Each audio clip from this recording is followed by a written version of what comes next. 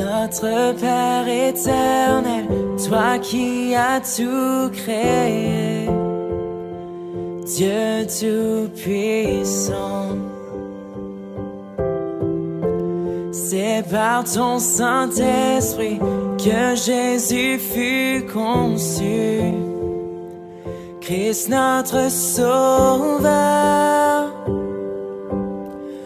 Oui, je crois en Dieu notre Père, oui, je crois en Christ son Fils, oui, je crois en ton Saint-Esprit, ô Trinité divine.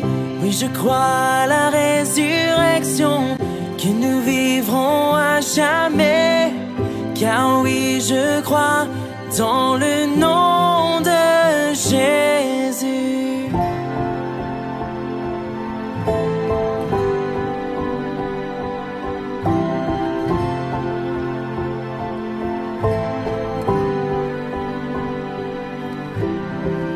Notre juge et défenseur, tu souffris à la croix. Le pardon est en toi. Descendu jusqu'aux ténèbres, tu es ressuscité, à jamais élevé. Oui, je crois en Dieu notre Père, oui, je crois en Christ son Fils, oui, je crois en ton Saint-Esprit, ô Trinité divine. Oui, je crois à la résurrection, que nous vivrons à jamais. Car oui, je crois dans le nom de Jésus. Oui, je crois en lui. Oui, je crois qu'il est vivant. Oui, je crois que Jésus est Seigneur.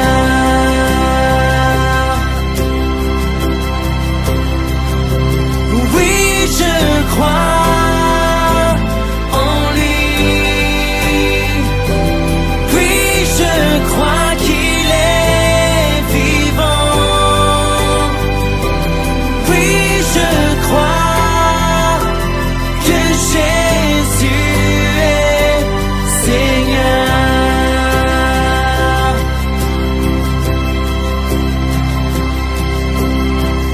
Oui, je crois à la vie éternelle.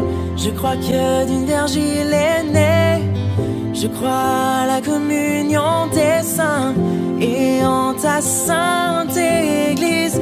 Oui, je crois à la résurrection quand Jésus reviendra.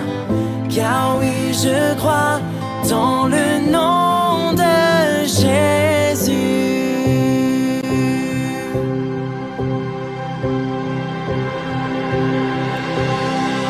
Oui, je crois en Dieu notre Père, oui, je crois en Christ son Fils, oui, je crois en ton Saint-Esprit, ô Trinité divine. Oui, je crois à la résurrection, que nous vivrons à jamais. Car oui, je crois dans le nom de Jésus. Oui, je crois en Dieu notre Père, oui, je crois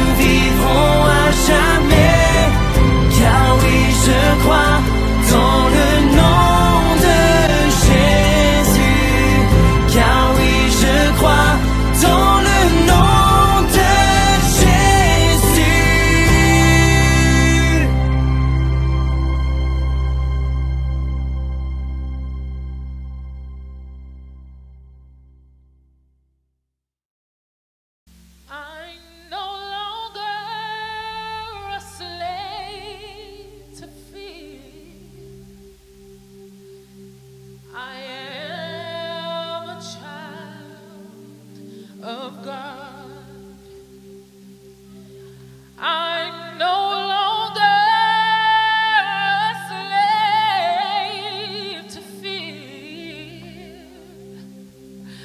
I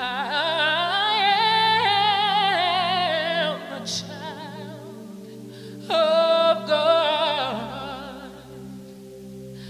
I'm no longer a slave to fear, no.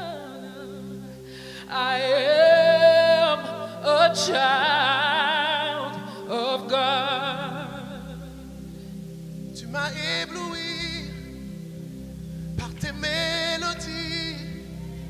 Tu m'entoures d'un chant d'amour, un chant de délivrance devant mes ennemis.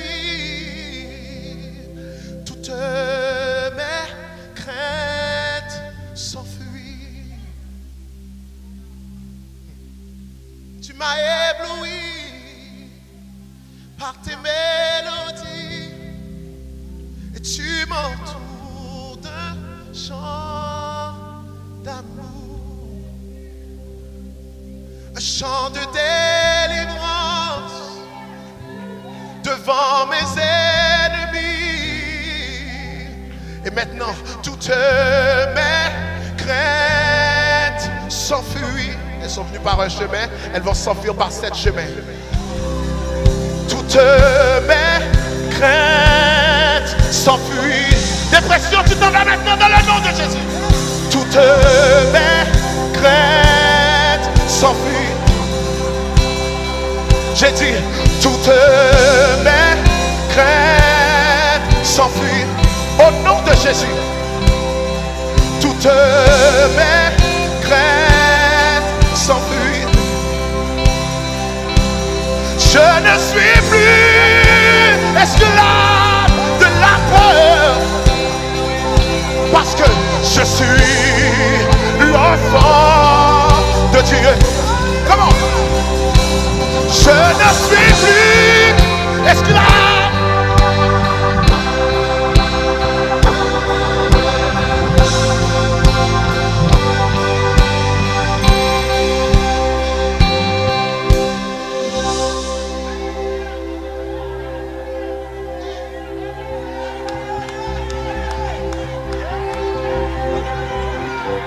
Avant ma naissance, tu m'avais choisi et appelé par mon nom. Relâche ton nom dans cette atmosphère. Avant ma naissance, tu m'avais choisi et appelé par mon nom. Et je suis adopté, je suis de ta famille. Oh, oh, oh, ton sang coule dans mes veines. Je ne suis plus esclave de la peur. Tu n'as plus besoin d'avoir peur de vivre. Tu n'as plus besoin. Je suis, déclare-le. Wait a second, wait a second. Je devais chanter ce chant-là quelque part. N'arrête pas, hein. Le Saint-Esprit m'a dit, quand tu déclares ces choses, tu déclares tes droits, tes privilèges et tes responsabilités. So in this place now, ce soir, je veux que tu saches que tu es l'enfant de Dieu. Et quand tu déclares ces choses, tu déclares tes droits, tes privilèges et tes responsabilités. Je ne suis plus esclave de la peur. Je suis l'enfant.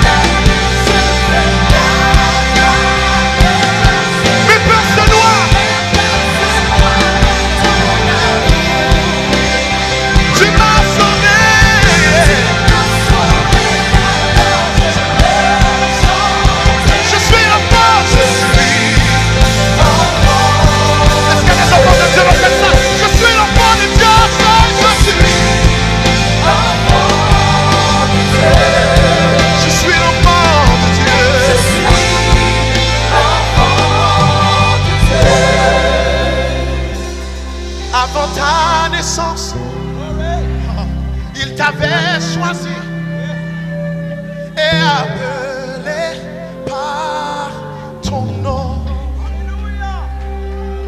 Tu es racheté, tu es de sa famille.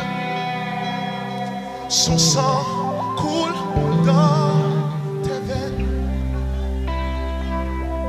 Non, tu n'es plus esclave,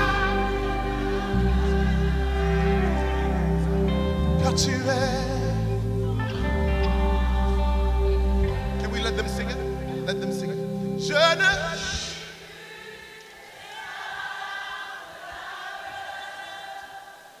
Je suis.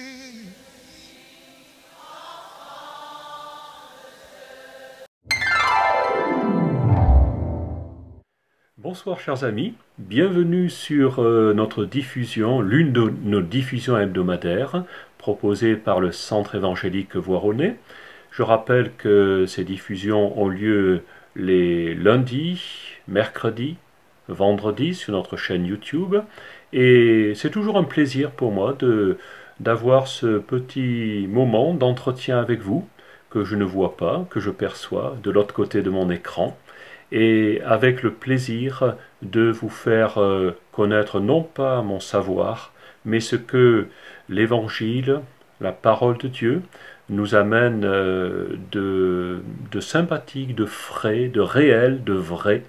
Et je ne faillirai pas à l'habitude ce soir de vous plonger pendant une petite demi-heure dans les pages de l'Évangile. Ce soir, l'évangile concerné sera celui de Marc, le plus court des 4 évangiles, composé de 16 chapitres, et dans lequel j'ai remarqué un mot qui revient extrêmement souvent, une quarantaine de fois en quelques pages, ce mot qui est simplement le mot « aussitôt ». Aussitôt, un mot qui n'est pas destiné à être le début d'une publicité pharmaceutique, que certains connaissent et d'autres ne connaissent pas, bien entendu, c'est normal, mais plutôt un mot qui parle de réaction, qui parle de décision, et qui parle de conviction, et je pourrais multiplier les mots qui sont liés à ce mot « aussitôt ». Aussitôt va concerner dans quelques premiers versets que nous allons parcourir, 4 personnes dont le métier est simplement d'être pêcheurs sur le lac de Galilée, situé donc sur le territoire d'Israël, le même lac que vous pouvez trouver si vous embarquez pour ce pays, 4 heures de vol à peu près. En ce moment ce n'est pas très facile, mais les choses reviendront, j'espère, à la normale. Et au bord de ce lac, imaginez ces 4 personnes. 2 frères et 2 autres frères. André, Pierre sont 2 frères, Jacques et Jean sont 2 autres frères, et Jésus, un homme que personne ne connaît vraiment, mais qui vient d'entrer en scène d'une façon, je dirais, tout à fait particulière, au travers d'un rendez-vous avec un certain Jean-Baptiste, un Jean-Baptiste auquel Jésus va adresser la parole lui disant « Il faut que tu me baptises » dans le Jourdain étant ce fleuve qui sort justement du lac de Galilée. Ces 4 personnes, André, Pierre, Simon, Pierre, il a un peu les 2 prénoms, Jacques et Jean, vont soudain entendre de l'endroit où ils sont, c'est-à-dire dans leur petit bateau où ils ont pêché, c'est le jour, ils ont pêché certainement pendant une partie de la nuit, et leur activité de la journée est simplement de réparer leur filet. Et soudain, cet homme va s'adresser à ces personnes, on peut le lire, en passant le long de la mer de Galilée. Jésus vit Simon et André qui jetaient leur filet dans la mer. En effet, ils étaient pêcheurs. Jésus leur dit « Suivez-moi, et je vous ferai devenir pêcheurs d'hommes. » Aussitôt, ils laissèrent leur filet et le suivirent. En allant un peu plus loin, il vit Jacques, fils de Zébédée, et Jean, son frère, qui étaient aussi dans une barque, et réparait les filets. Aussitôt il les appela, Ils laissèrent leur père Zébédée dans la barque avec ceux qui étaient employés et ils le suivirent. Quel changement de destination, quel changement, je dirais, de métier, mais même peut-être de vocation. Ces hommes à l'aspect rude, à l'aspect tout à fait buriné, habitués au travail difficile de la pêche, vont se trouver entraînés, avec leur volonté bien entendu, derrière un homme dont ils ne connaissent que le son de la voix en quelques instants. Cet homme va les amener dans son sillage pendant 3 ans et demi. Ils ne le quitteront jamais, ils vivront avec lui, ils passeront leur existence avec lui, ils mangeront avec lui matin, midi et soir, et ils seront à son écoute, à son service, et deviendront ce que l'on appelle des disciples. Et il a fallu peu de temps pour que ces hommes se décident. Mais ce jour-là, ils se sont décidés. J'aimerais vous donner un petit récit. Il s'agit d'un récit qui m'est personnel, puisque je suis simplement issu d'une famille chrétienne. Mes parents lisaient la Bible. La Bible était le livre de la famille, et dès mon jeune âge, j'ai été plongé dans ces récits. J'y ai ajouté foi. J'ai cru ce qui était écrit. Et en même temps, j'avais une vie tout à fait normale d'un enfant de 10 ans. Puisque c'est à cet âge-là qu'un soir, ma mère m'a interpellé, extrêmement gentiment, comme elle savait le faire. Et je ne sais pas comment elle a fait, mais je me suis soudain trouvé en conversation profonde avec elle. Habituellement, un enfant de 10 ans, le niveau de conversation qu'il entretient avec ses parents n'est pas de très haut niveau, je dirais. C'est plutôt du quotidien, c'est donner à manger, à boire, à jouer, à chercher à être le plus gentil avec ses parents ou le plus sot selon je dirais, la nature du bambin.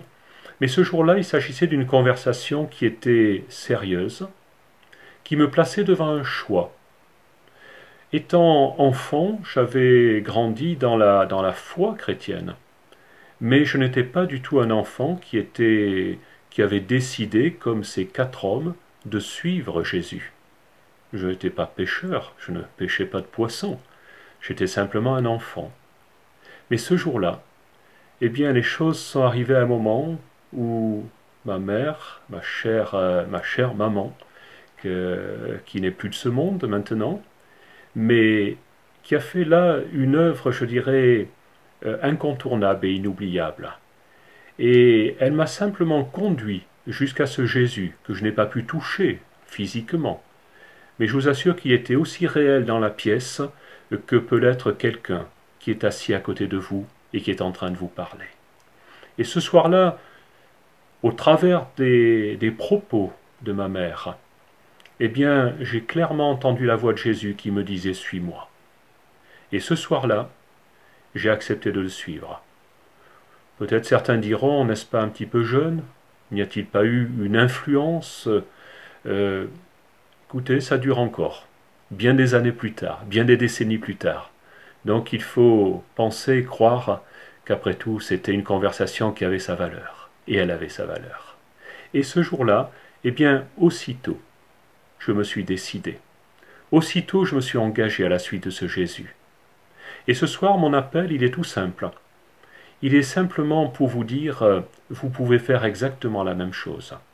Même ne connaissant pas beaucoup Jésus.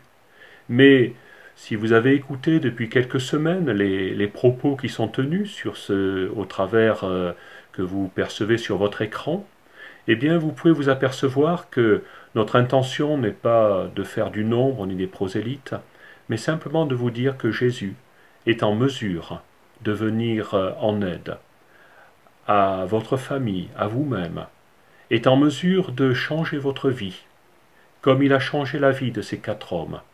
Ces 4 hommes qui, certes, ont abandonné leur père, mais ils n'ont jamais été très loin de lui, puisque le ministère de Jésus s'est beaucoup concentré autour de ce lac de Galilée. Mais ce jour-là, eh bien pour ces hommes, la vie a complètement changé. Et je ne peux vous faire que cette invitation. Venez, acceptez cet appel, recevez-le en tant que tel. Si je vais un petit peu plus loin dans l'Évangile, je m'apercevrai que Jésus, ce même Jésus, accompagné cette fois-ci de ces 4 hommes et de certains autres qui sont venus grossir la troupe, va aller de lieu en lieu, comme nous dit un autre texte des Évangiles, faisant du bien, guérissant tous ceux qui étaient sous l'emprise de l'adversaire. Et dans plusieurs de ces récits, on va en prendre un au passage, il est juste après, d'ailleurs il est dans le même chapitre de l'Évangile de Matthieu. On découvre un Jésus qui n'est pas simplement un discoureur, mais qui est un homme d'action.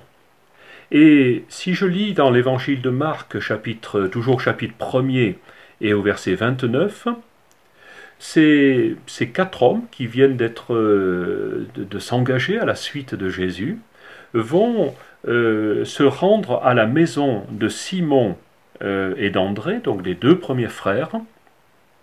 Et voici ce qui va se passer. La belle-mère de Simon, donc ça nous annonce que Simon, après tout, était un homme marié. Cette belle-mère de Simon était couchée. Elle avait de la fièvre. Aussitôt, on parla d'elle à Jésus. Il s'approcha, la fit lever en lui saisissant la main, la fièvre la quitta, et elle se mit à les servir. Il n'a pas fallu longtemps pour que ces hommes sachent que dans cet homme, Jésus, ce qu'il n'avait pas, il ne lui avait même pas demandé réellement. Il s'était simplement aperçu que c'était un homme de bien, un homme qui ne pouvait pas passer à côté du malade sans avoir une attention. Et dès qu'ils sont rentrés dans cette maison, lui est rentré comme le maître de ces hommes, il était l'invité, il était celui que l'on recevait avec tous les égards, et malheureusement cette maman était couchée, atteinte d'une forte fièvre. Est-ce qu'il s'agissait d'une fièvre telle que certains l'ont connue ces derniers temps au travers de ce virus? Je ne sais.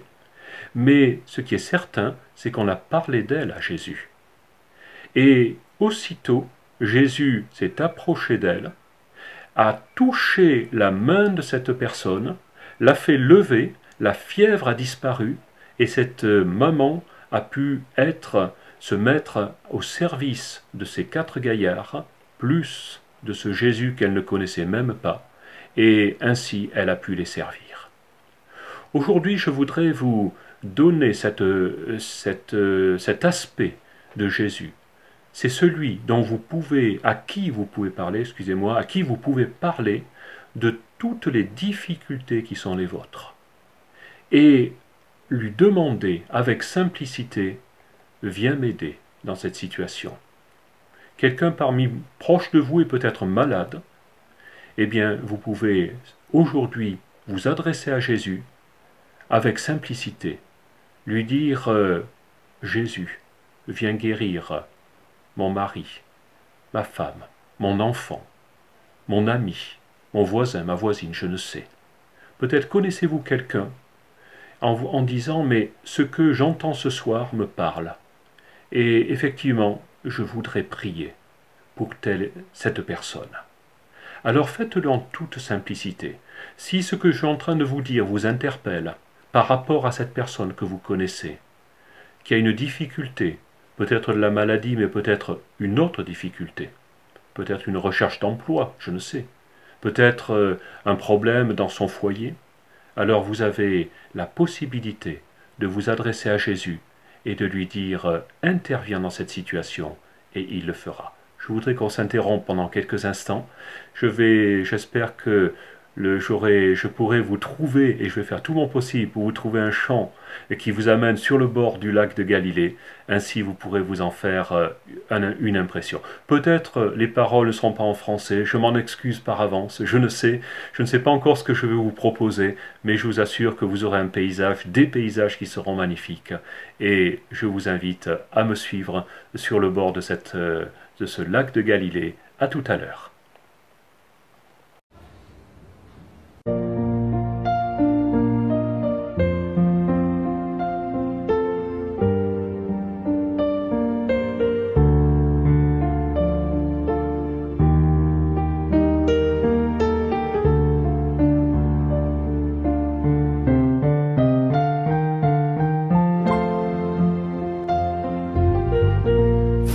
time I found you, the first time that I met you, I knew you were the one, the one I had been seeking.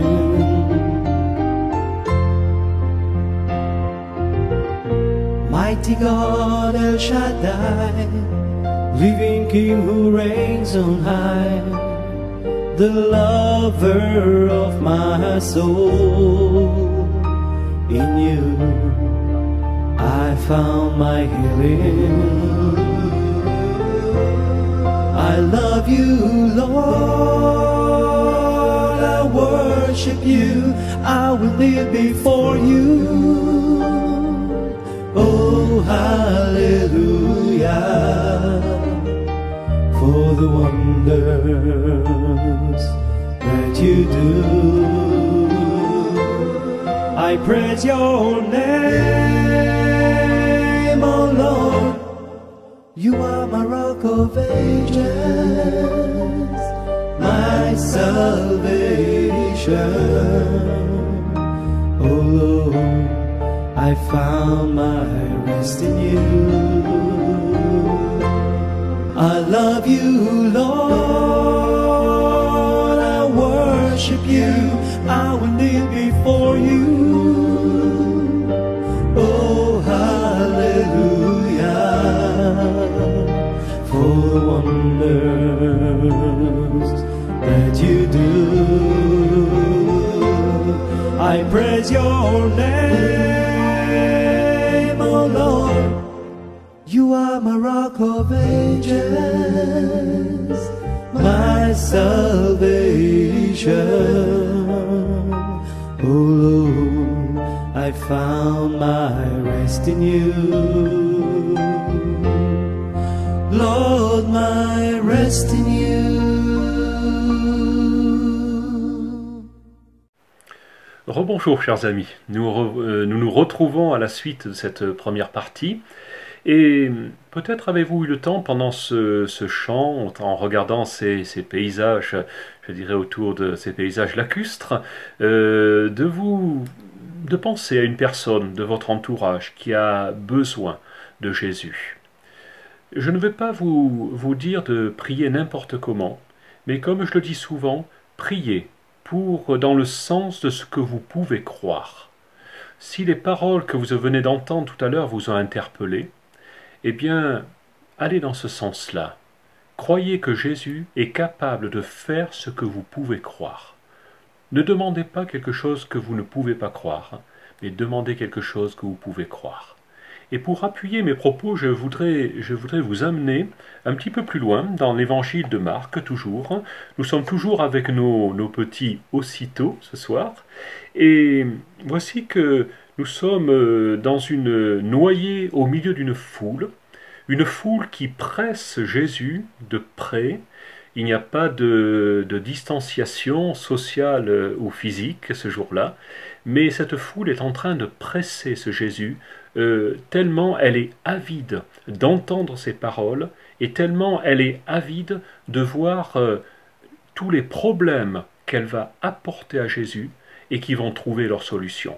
Et à ce moment-là, dans l'évangile de Marc, chapitre 5, il nous est parlé d'une femme qui va rentrer dans cette foule.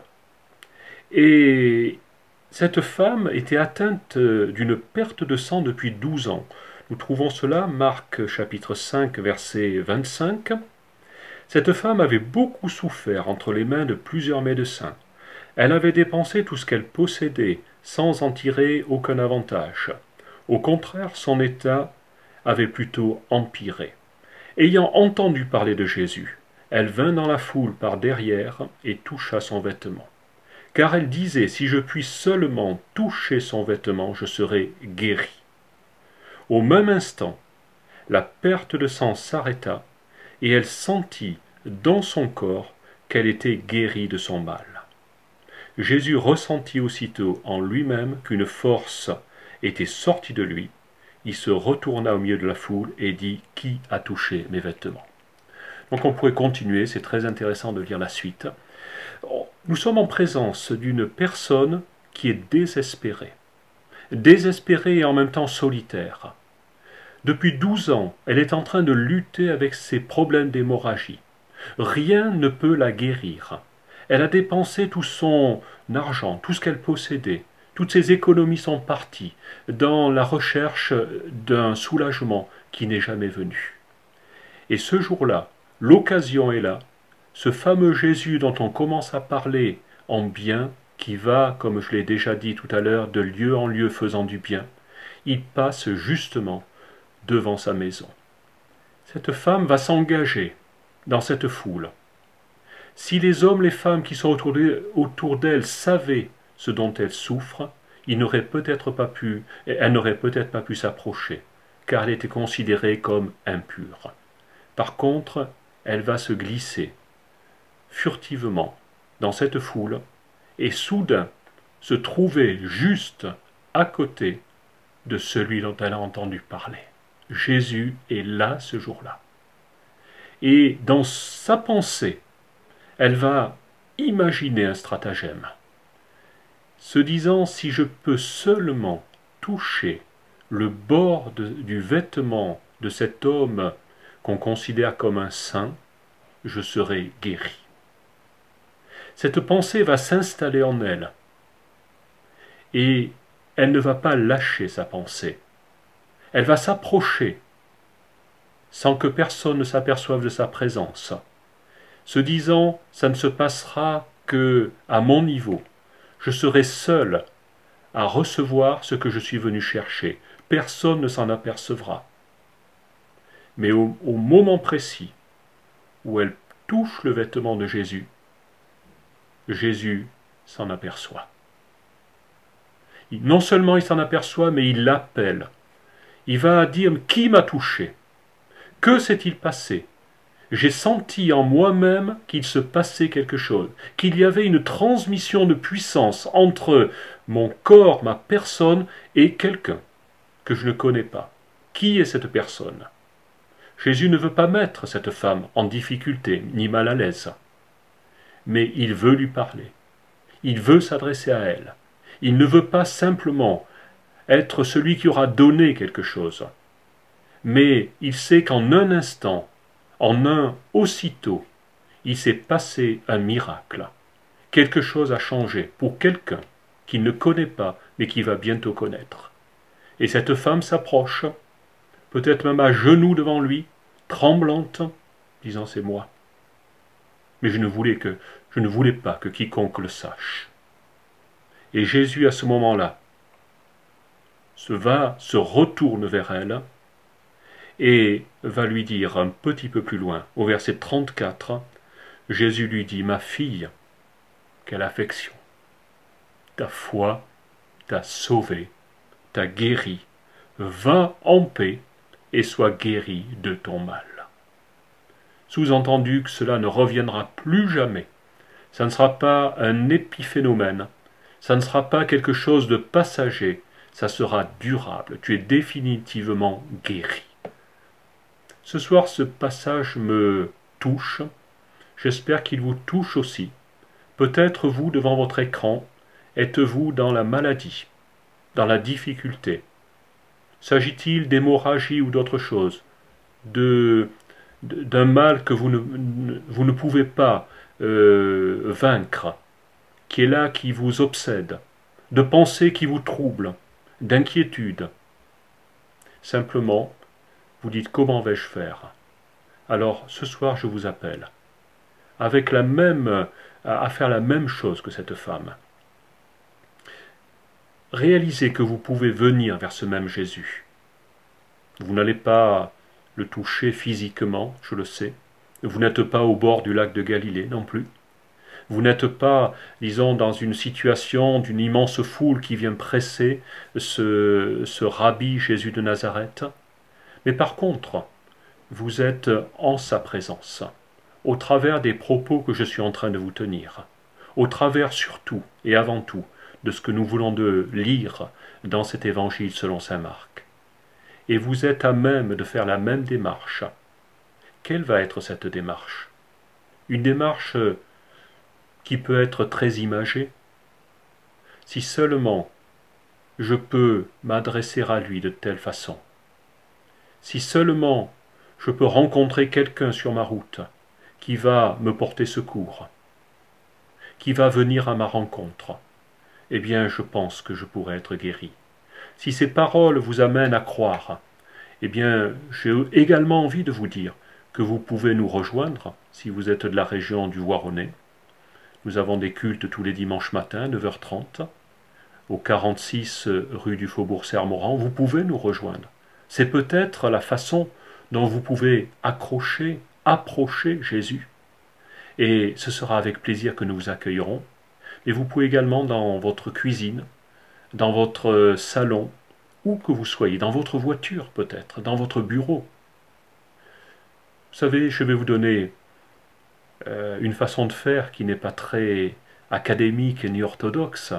Nombre de fois, actuellement je suis à la retraite, mais j'ai été en activité, et il n'est pas toujours facile de prendre du temps pour s'adresser à Jésus. Nombre de fois, ma chapelle, savez-vous ce que ça a été? Ça a été les toilettes. J'ai pu m'isoler à cet endroit et prier lorsque j'avais besoin que Dieu intervienne. J'ai eu des besoins d'intervention de Dieu lorsque je travaillais professionnellement, des situations que je ne savais pas régler tout seul. J'ai eu besoin de la grâce de Dieu. Et parfois, je vous assure que ces sanitaires ont été une improbable chapelle pour ma prière. Et l'exaucement a été aussi là. Peut-être avez-vous besoin de cet isolement. Ce ne sera pas les toilettes, peut-être. Ça peut être tout autre lieu, votre chambre, votre cuisine, dont vous pouvez fermer la porte, un endroit où vous pouvez facilement vous isoler et exposer votre situation à ce Jésus que vous connaissez peut-être un peu, beaucoup, à la folie bientôt, mais vous pourrez lui demander de vous aider. Cette femme a monté son petit plan. Si je peux toucher le bord de son vêtement. Pour vous, ça sera, si je peux comprendre qu'il m'a entendu. Il y a des années, je parlais à une collègue de travail, et elle me parlait de un peu de ses misères de la vie. Je ne savais pas du tout quelle était sa vie, ni si elle paraissait tellement sans aucun problème. Mais je sentais dans ses propos quelque chose qui était constamment agressif. Ce n'était pas une femme qui était méchante, mais elle était comme un peu, on pourrait dire, écorchée vive. Et à un certain moment, je lui ai donné quelques mots qui étaient sur mon cœur, et je ne me souviens pas exactement, mais ça voulait dire à peu près, je pense que pour en être là, vous devez avoir eu de gros problèmes dans votre vie, un gros problème dans votre vie. Et elle s'est tournée vers moi en me disant « Mais comment l'avez-vous su ?» Et je ne savais absolument rien de sa situation. Simplement Jésus savait qu'elle avait eu un chagrin d'amour qui était énorme, duquel elle ne s'était jamais remis et qui la poursuivait encore jusque-là. Peut-être avez-vous eu une circonstance qui a complètement détruit votre vie. Mais ce qui est certain, c'est que Jésus veut la reconstruire, votre vie. Il a reconstruit la vie de cette femme atteinte d'hémorragie. Il n'y a plus d'hémorragie. Il n'y a plus de honte. Cette femme a pu sortir à l'heure du jour ou de la nuit qui lui convenait à partir de ce jour-là. Elle n'a plus besoin de se cacher, ni de venir vers Jésus par derrière, avec le seul espoir que personne ne la remarque. Cet espoir a été déçu, certes, mais son attente a été comblée. Aujourd'hui, j'ai tellement le désir que votre attente soit comblée, que vous puissiez rencontrer ce Jésus comme celui qui est capable de vous venir en aide, que j'ai envie de prier avec vous avant de terminer ce petit entretien. C'est simple de prier, c'est s'adresser à Jésus qui est là, qui est dans la pièce où je me trouve, mais qui est en même temps dans la pièce où vous vous trouvez. Parce que ce Jésus qui a été pendant quelques années sur la terre d'Israël est maintenant omniprésent, à chaque endroit, à chaque lieu, dans chaque circonstance où il y a un besoin, il est présent. voulez-vous que pendant quelques instants, nous puissions simplement le prier? Je vais le prier pour vous qui m'écoutez ce soir. Je ne connais pas votre problème. Peut-être n'avez-vous pas de problème. Dans ce cas-là, bénissez Dieu pour cela, soyez reconnaissants. Mais si vous en avez un, je veux prier avec vous. Seigneur Jésus, tu es avec nous maintenant. Je sais que tu es avec moi, alors que je suis en train de parler à ses amis. Je sais que tu es également vers ses amis qui sont devant leur écran, en train de m'écouter, surtout d'écouter la parole de l'Évangile. Je te demande de leur venir en aide, quelle que soit leur situation. Maintenant, vous qui m'écoutez, exprimez simplement votre besoin au Seigneur Jésus et croyez qu'il vient à votre rencontre. Je crois qu'il va le faire. Il est venu à ma rencontre alors que je n'étais qu'un petit garçon de 10 ans. Il est venu à la rencontre vers cette femme qui était atteinte d'hémorragie. Il est venu à la rencontre de cette collègue de travail qui avait connu cette détresse dans sa vie, qui continue à la connaître. Et je suis persuadé qu'il peut faire la même chose pour vous. Je vais vous souhaiter une excellente soirée. Je vous rappelle que vous pouvez également nous appeler, bien sûr, au téléphone, au Centre évangélique Voironnais. Vous avez le numéro, je l'ai sous les yeux, je vous le donne, le 09 53 61 77 96. Je le répète, 09 53 61 77 96. Je vous souhaite une excellente soirée et je vous laisse encore avec un chant qui sera un chant qui nous tourne vers Jésus, vers la guérison. Et permettez-moi de vous dire en terminant ces moments que Dieu vous bénisse et vous donne une excellente soirée. À très bientôt. Au revoir.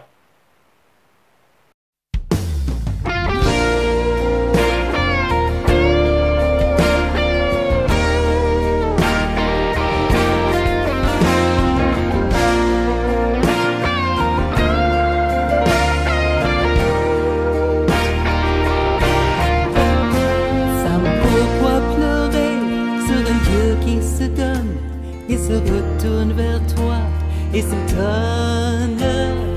Ne sais-tu pas qu'il veut que tu vives? Quitte ce qui te tient captif. Femme, ne pleure pas, viens, suis-moi, pas à pas. Femme, ne pleure pas, laisse-moi.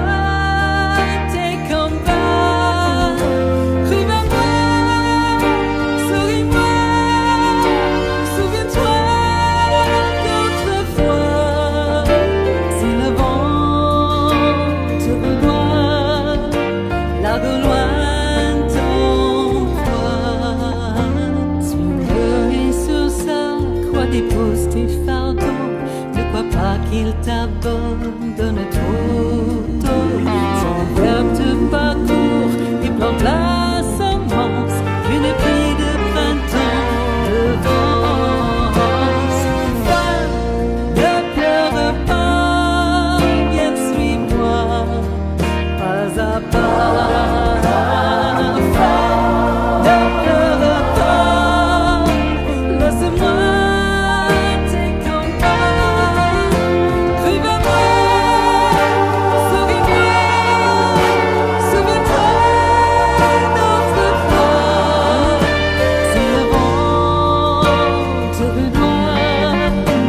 La gloire